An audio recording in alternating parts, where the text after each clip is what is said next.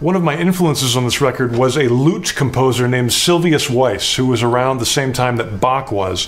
And I took some chords from him.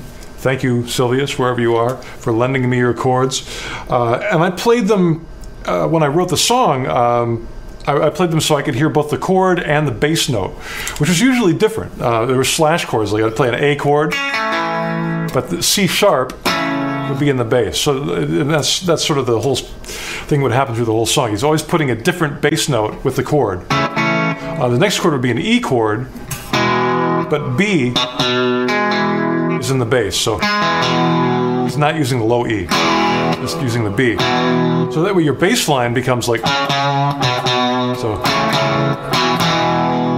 the next one had the bass note was a B flat, and he had, that was actually the third of F sharp. If you play F sharp chord, there's your third. Da, da, da, 1, 2, 3.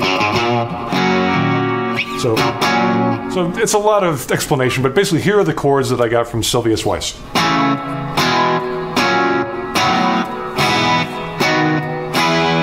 I thought those were really cool chords, and he played them great. I had all sorts of melodies with them. And I decided to do it in a rhythm that went da da da da da da. So it sounded like...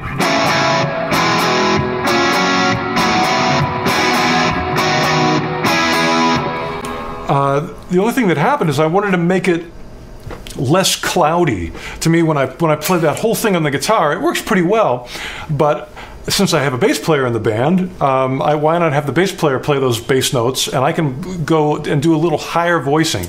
And this is sort of influenced by listening to a lot of Pete Townsend stuff. Pete Townsend tends to play higher voicings. So instead of playing that whole chord with the bass note, I decided to play a higher, and let the bass player play the C sharp. So I just played, instead of, I played it up higher.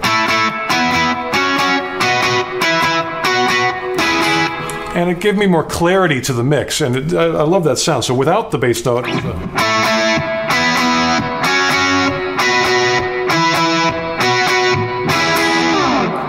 and if you add the bass note in there, it rocks.